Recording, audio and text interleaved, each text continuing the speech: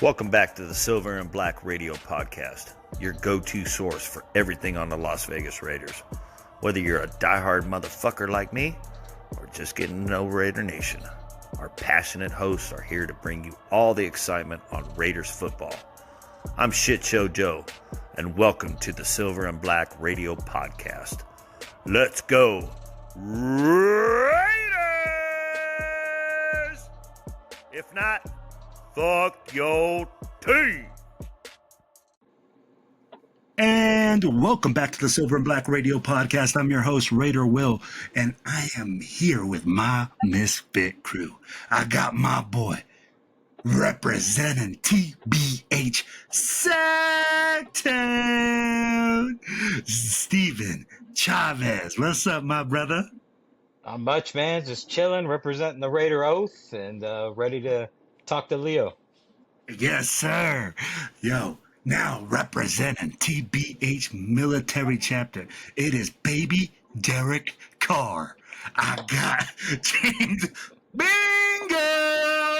What's up, my brother? Let's go. It's been a minute since I got on this page. Yeah, life's been busy, but I'm excited to be here.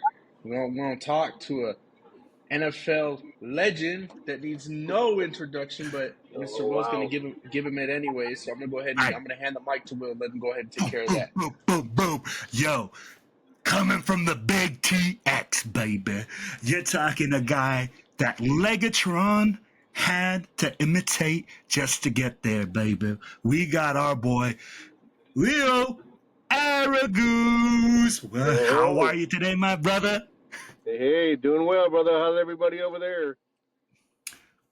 We're doing great.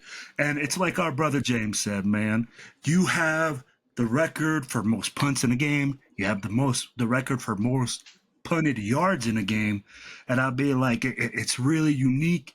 Leo, welcome to the show. Thank you for, coming on and talking about your career and how resilient it was, how it started, how it was being a Raider, and how it is to still be a Raider. Yes, sir. It's always been a pleasure. I'll tell you what, man, it's always been an honor to be part of the Silver and Black. Ever since I came into the team, I always thought it was a blessing in disguise. And now that I'm away from it, I feel the fact that when they say once a Raider, always a Raider, here we are 30 years later, and we're still a big old family holding it all together with a Silver and Black, baby, no matter where the hell we are. Whether we're Oakland, LA, Vegas, don't matter, because we're global.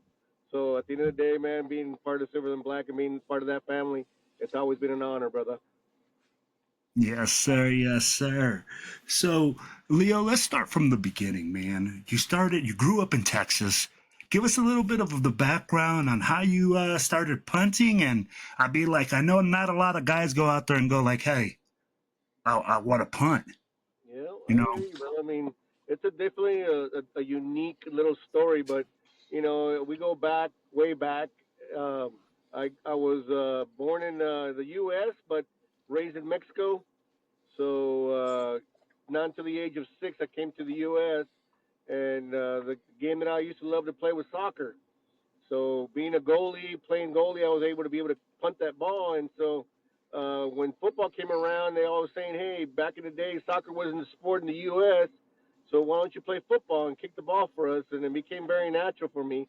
And, God blessed me in the sense that I was able to do it a little different and do it well enough to go out and get a scholarship and play, football for university, Stephen F. Austin, and got pretty much told that I would never play in the NFL by the Dallas Cowboys. Actually, that was my first ever NFL tryout. Was for the Dallas Cowboys, and I still remember his name. Steve Hoffman told me that I would never punt in the NFL, not to lose my day job.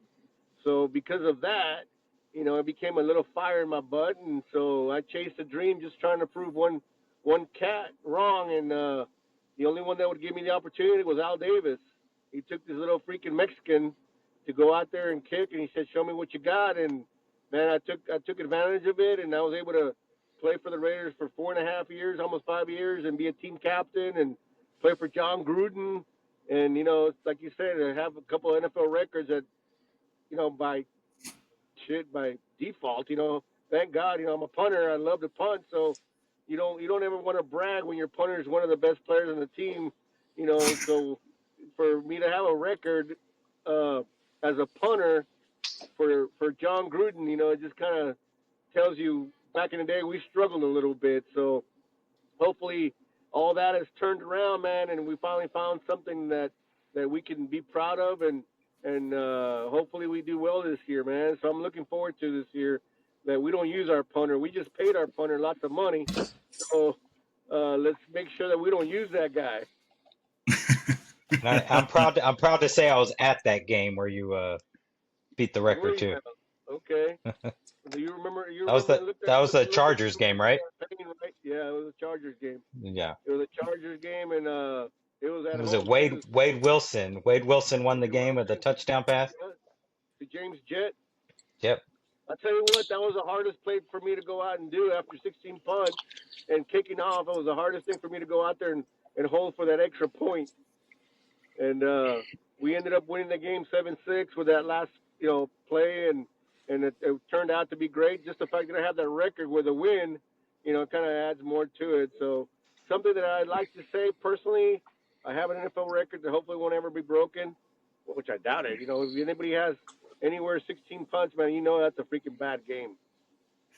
So hopefully I can stay there for a long time. Oh, so Leo, we talked about like you had a lot of kicks. You've been out there on the field quite a few times. Tell me your most memorable punt. Like, what moment was it like, hey man, was just a beauty, or it was just something that you felt really accomplished and really like, hey, like I'm doing it. Yeah, well, I mean, for me, the very first punt of my NFL career, I mean, my first active punt, being on an active roster. That's the day that Al Davis brought me in, and he put me out there, and we were playing. It was December 6th, and we were playing against Kansas City Chiefs in Oakland, and it was a windy, cold, and rainy night. And for being a punter, you always look at those elements. And I was so nervous to go out there to do it. I was hoping that we would never have to punt because I was so nervous. But then I tell you what, when they put me out there to go ahead and punt my very first punt, I remember it being slow motion because I hadn't had any time to practice with the team yet. I came in like right at Friday. I think it was Friday night. I came in and we were playing, and I didn't really have a chance for anybody to see me punt. So for me to go out there and guys not even knowing who the heck was punting was definitely something for me that I needed to prove everybody. And in my sense, I was proving to the world that I could do it.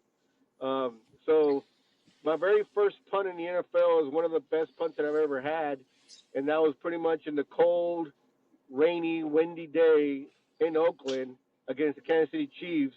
And I'll tell you what, that 1.7, 1.8 second punt that I punted, the process, it takes 1.8 seconds to punt. It felt like it was like 10 minutes for me. I was slow. I slowed it down so much in my head that I had done it so many times in practice that when it happened, it was like literally the little slow-mo, like those things that you see in movies where it's like the military guy gets shot and everything gets dark and slow motion and you see everything coming in. I swear, I counted the laces as the rotation of the ball was coming to me on the punts. I saw the ball take off. I saw the ball get caught by Vanover, and he tried to return it, and I was like, oh, my God, just tackle him. And I went back to the sideline, and I was like, that was it? That's all this is? And ever since then, I was able to say, you know what, I want to do this again.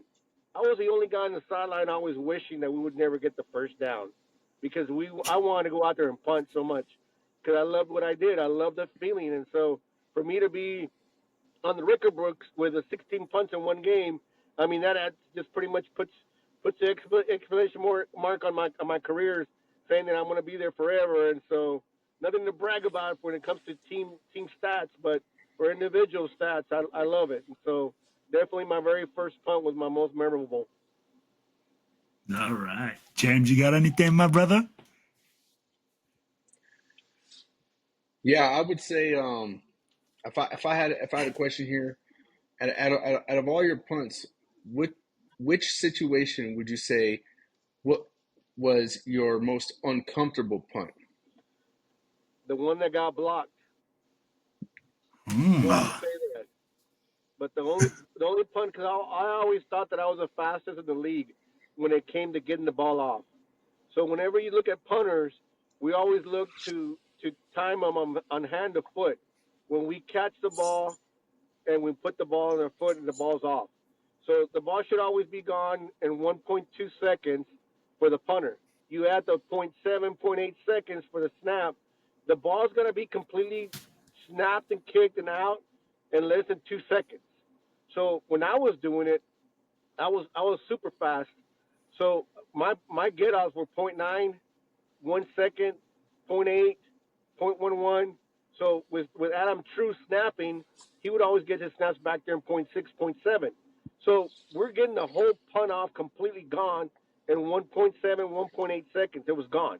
So by you looking at stats and looking at numbers and looking at stopwatches, they would never block our punts. Teams will become a one-dimensional team because don't worry about the block because we cannot get to him. Let's just worry on the return. So the most uncomfortable spot for me was that one time we played in Denver, and there was a blizzard. And I don't know if you remember when the Raiders, I think it was a Monday Night Football or Sunday Night Football. I can't remember when it was, but it was a big televised game, and it was a blizzard, and we were backed up on our own 1 yard line. Yeah. So I was backed up in the end zone with the old Broncos stadium where you had the stands right behind us, and I was yelling. So whenever we're back, not our normal alignment is 15 yards from the ball to where I'm at, and my personal protector Randy Jordan would be 7 to 8 yards in front of me. So when we got pushed back into the end zone, we're short 4 yards. He took his normal distance from the center to where he was at, but that cut 4 yards from me. So literally, he's like maybe 4 yards away from me. It takes me 3 yards to 4 yards to get my punt off. So I'm yelling at him, trying to get his attention to move up, because I was going to drill him right in the ass. So he never looked back, snaps the ball.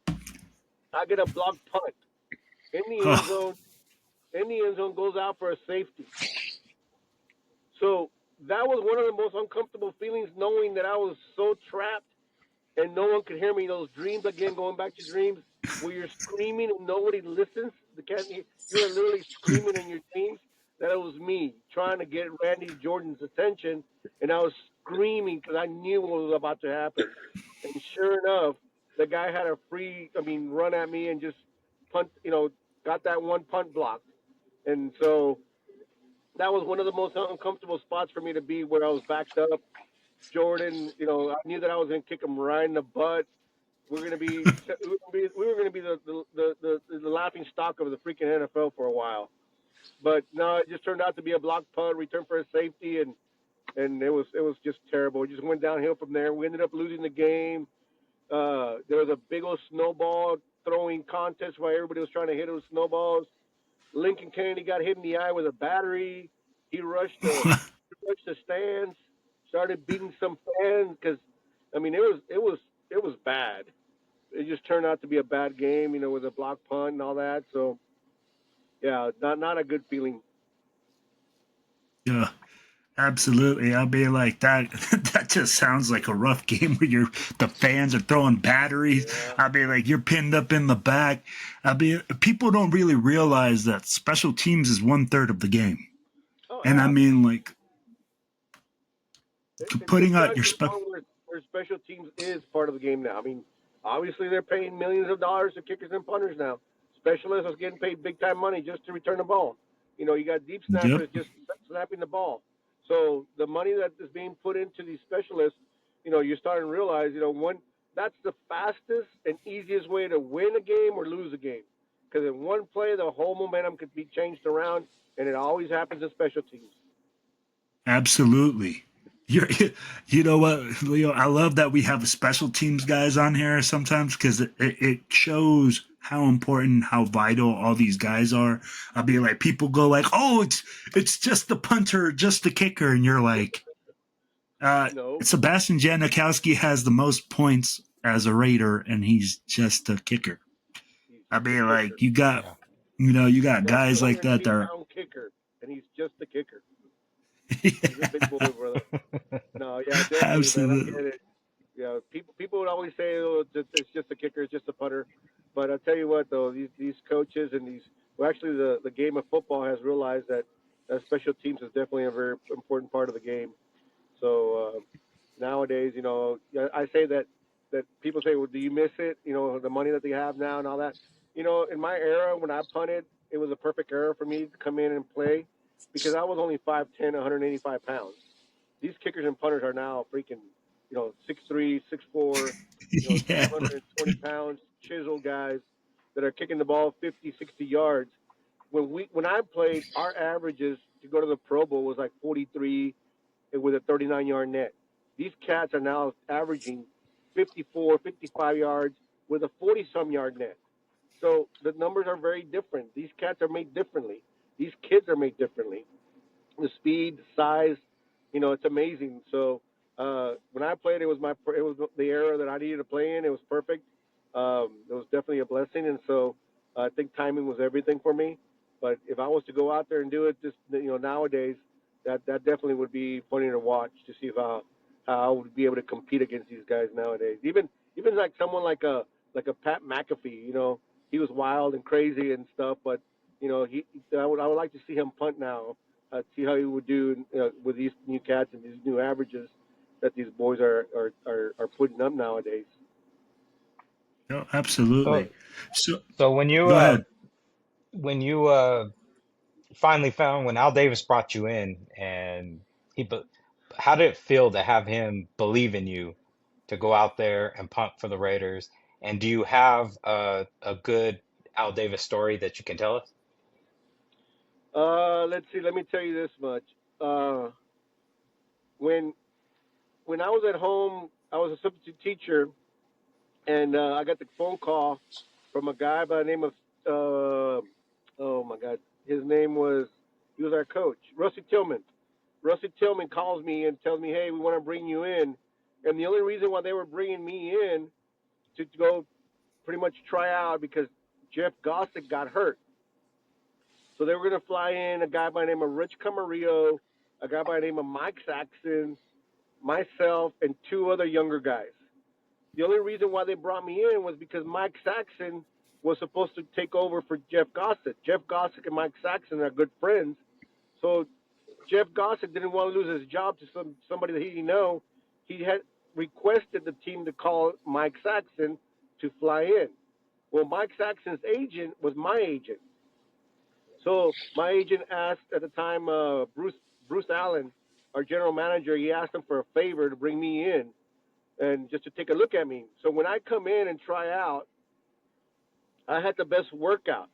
So when we were done working out, they put us back into the lounge. When we're in there sitting and waiting for them to let us know what's going on, Al Davis walks in. So Al Davis walks in, sees us all sitting there, and he points at me and he says, "Son, you're one of the best punters we've seen in a long time, but you have no NFL experience." So I kind of looked at him. I'm like, "Well, how does that work? You know, you're telling me," and I was quiet. I just saw this man walk in. Oh my God, Al Davis. And he's telling me that I'm one of the best that he's seen in a long time, but yet he's not going to sign me because I don't have any NFL experience. So they signed a guy by the name of Rich Camarillo. Rich went out to practice during the week. I flew back home, went back to substitute teaching. Rich goes out and he tears his groin during practice. So then I get a call again from Rusty Tillman telling me that I'm going back in for to go flying back to Oakland. And I said, "Well, what happened to Rich Camarillo?" He said, "No, he's done." I said, "So you're gonna have another tryout?" He said, "No, Al Davis wants you to punt this game," and that's how I got the job. Was the fact that Al Davis personally came back and said, "You know what? Let's give this kid a chance." And ever since then, man, Al Davis, may he rest in peace.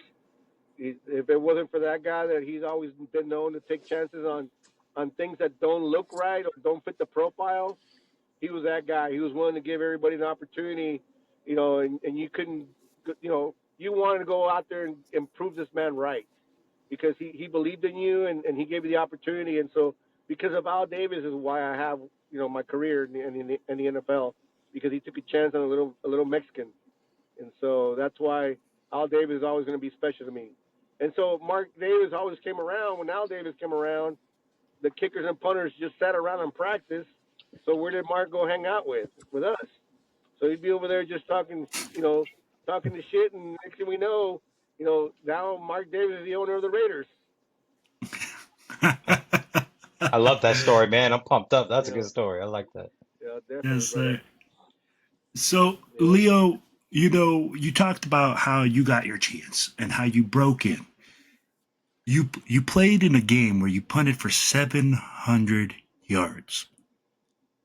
Like, did, how did you feel? Or I'd be like, did you even know what was going on that game? That you're like, hey, the next thing they know, they go like, hey, you got 700 total yards of punting No, this actually, game. that game was crazy because again, when I played, I mean, I the way I would warm up and the way I would kick, I just felt that I could kick forever and punt forever.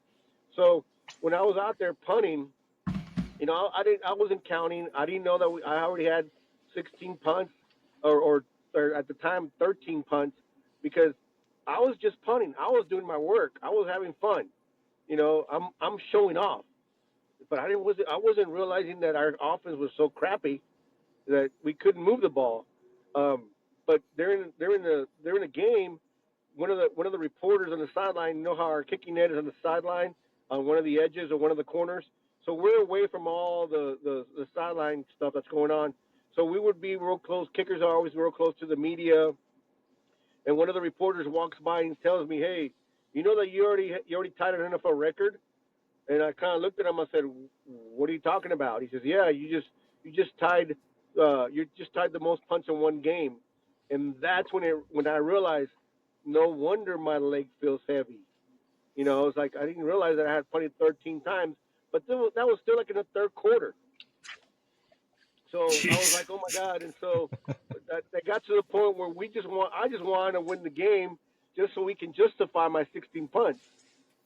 So for us to have the most yardage and the most punts and still win the game, I mean, shoot, we just did it right that day. So I'm glad that we got out of there with a win and my record. So So, what does recovery day look like after that? I'd be like, people don't give punters enough credit, right?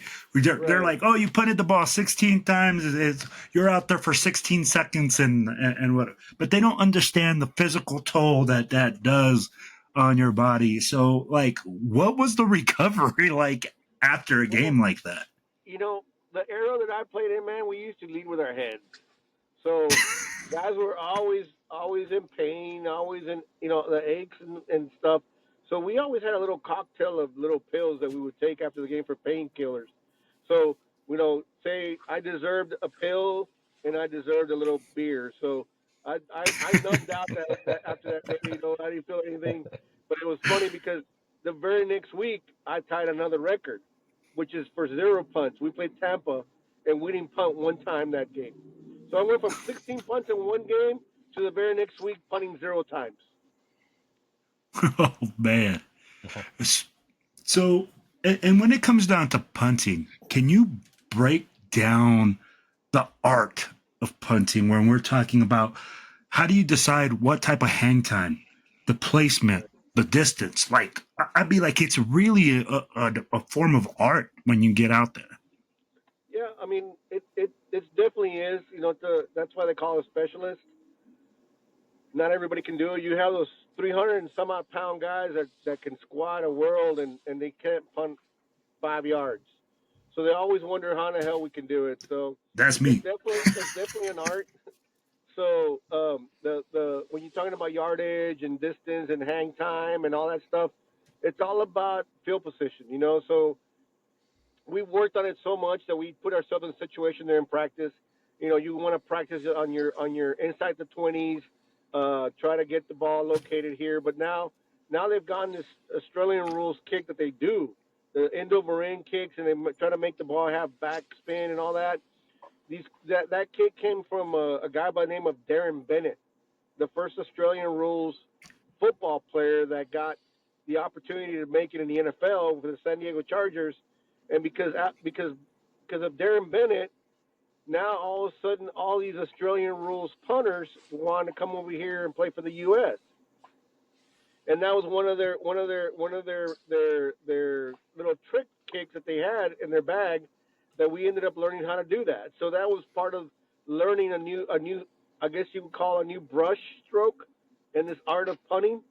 So, does everybody have that kick? No, but you have your own way of knowing, hey, I got to put this ball inside the 10, on the right hash, because we have, like, say, back when I was playing, we had like a Deion Sanders returning the ball for the Cowboys.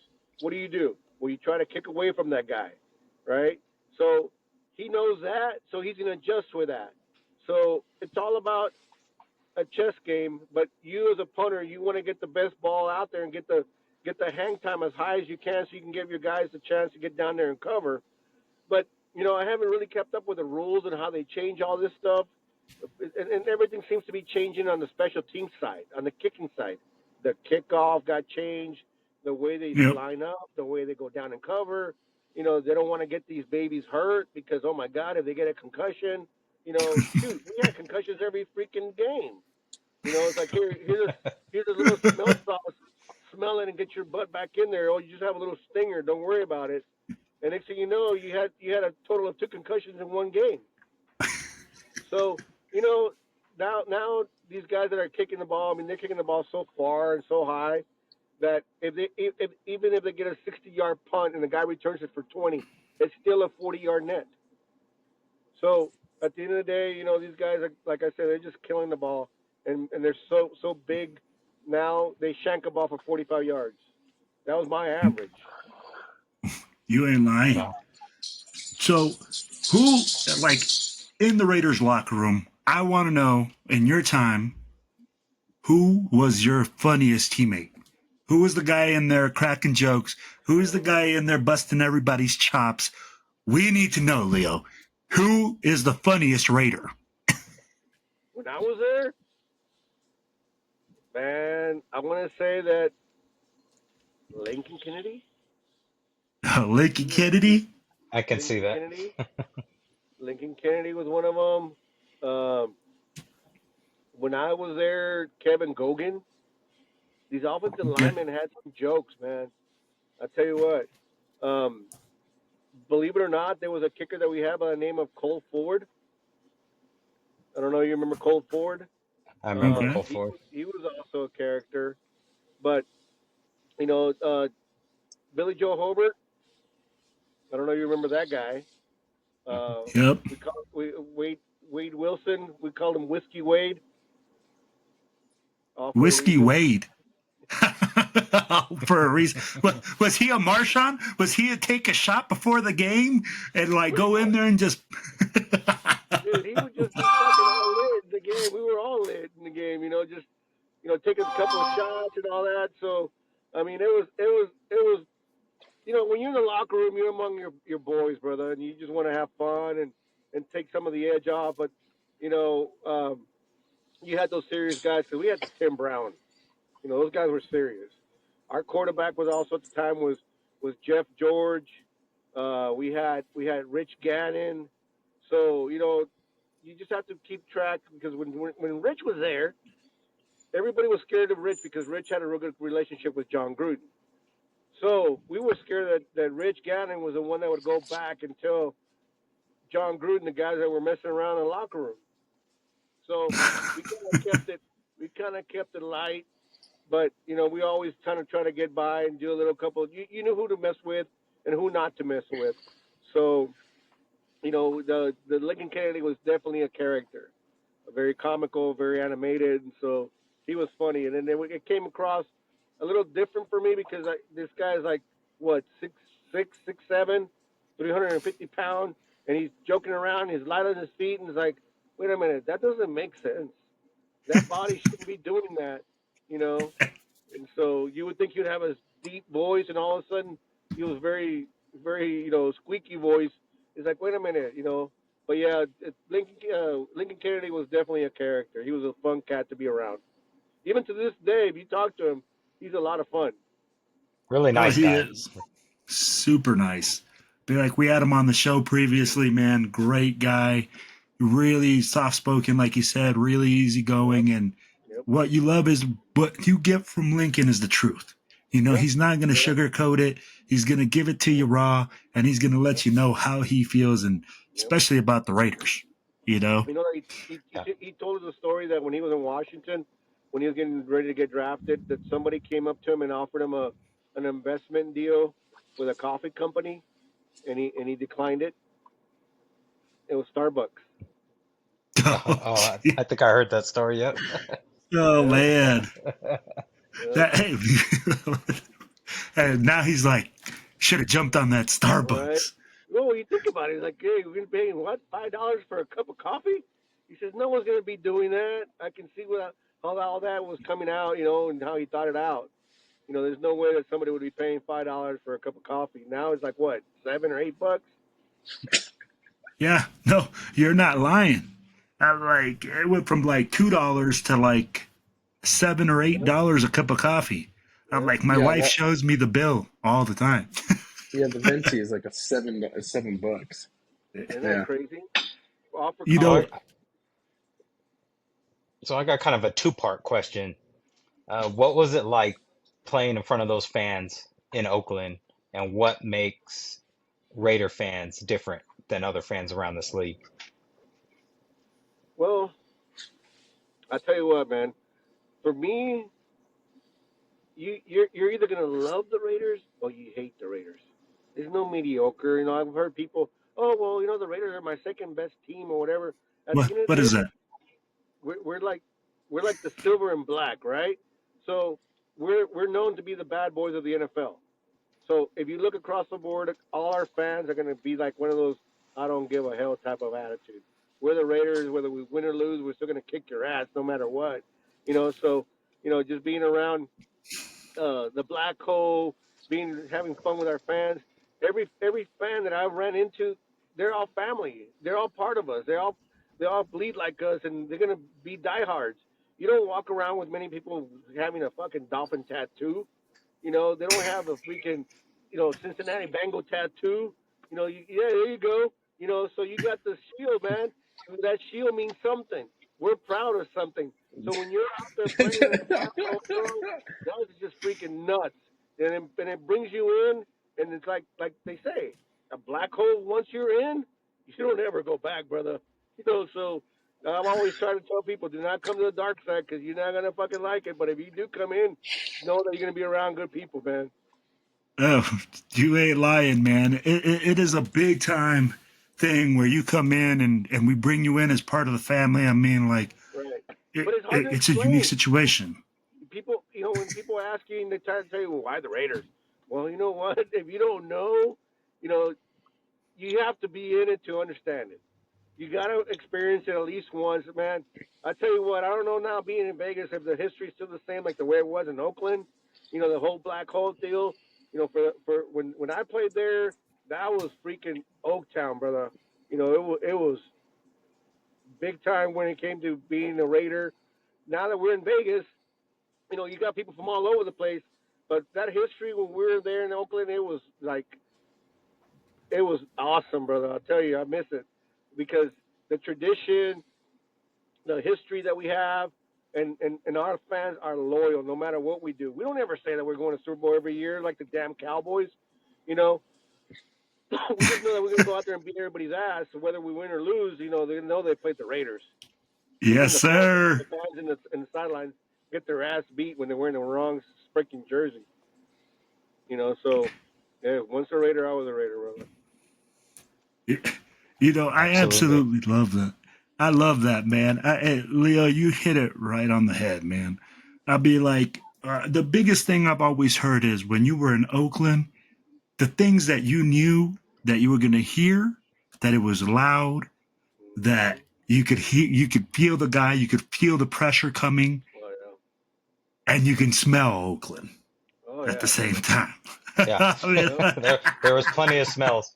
there's Oh, yeah. plenty of crazy smells going on in the Oaktown Coliseum, but And I tell you you what, man, know, if that locker room could talk, I mean, some of the people that have been through that damn thing, bro, it was awesome. It was awesome. I miss it. But hey, no, like I said, no matter where the hell we are, we're gonna fucking always be the Raiders.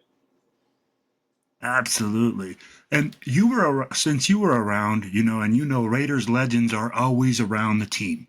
There's always players, older players. You had Willie Brown. You have a lot of guys that always Yep. get back. Who was the Yep. player that kind of shocked you, or kind of brought you under their wing, or kind of just was like, "Hey, Leo, like hey, this is who I am," and you were kind of starstruck? Right. Well, I'll tell you what, man. Freddie B was one of the guys that really, took me under his wings. He was always those guys were always around. Jack Tatum would always come around. Willie Brown would always be around. Atkinson would always be around. Those guys that would always come in. Ted Hendricks would always, Al Davis would always bring in the Raiders, the alumni. I met George Blanda, on the sideline.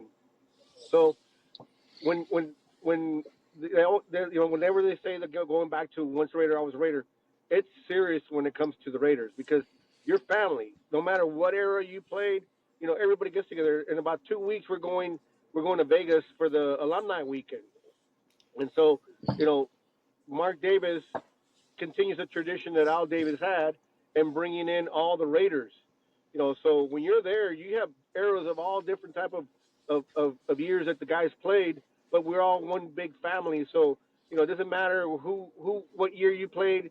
You might be sitting guys that played back in the 70s in the same table with the guys that played in the 2000s, and they're all talking football. And it's all like guys know each other because you're a Raider, your family, and they talk to you just like you would be like a brother to them. It's awesome. Man, I wish I could be there. I wish I could just, slither in that back room and be like, guys, what's up? Yeah. And we're playing the Niners too that game, so it's Yeah. a preseason game against the Niners at Vegas. So we'll be playing the 40 Winers. So are you going to be out there, Leo? Yeah, I'll be up there. All right. Hey, I can't miss it, brother. so guys, if you guys are listening out there, what I want you to do is I want you to make sure you hook up with our boy Leo, take lots of pictures. Hey, show him some love, man. Show him how the black hole does it, where we take care of each other, and it's all love, baby. Yes, Yo, yes, sir. so baby DC, what you got, baby? You got anything before we go out?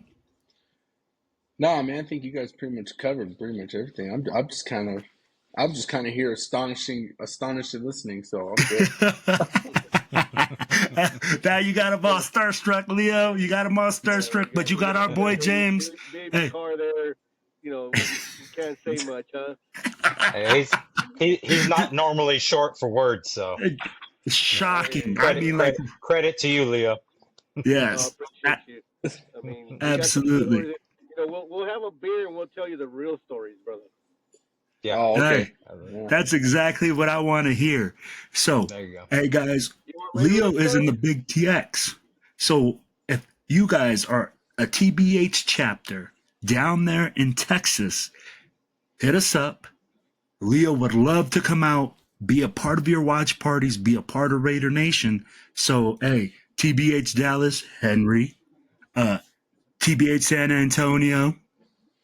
We got TBH Houston out there.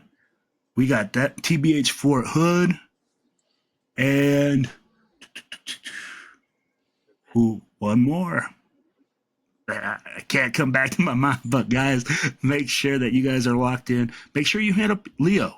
Make sure you hit up Steven. Steven has all the connections, guys. He's down below me. I can see him on this screen. So make sure that you hit him up. Hey, he'll hook you up with Leo. We'll get you guys out there and we'll get you guys engaged. Leo, you got anything for the black hole before we Get out of here. I tell you what, guys, whenever you go out there, make sure we represent the silver and black. The way we know how this thing goes, man. And I love when we hear that Raiders. Oh, Let's go. Let's go. I'm just getting electrified right now, baby. I can't So, wait. guys, remember, so Leo will be out there for the 49er game preseason. Go out there, engage, be part of the fun, be part of the family. Yo, until next time, guys, it's all about one nation. It's all about one team. It's all about the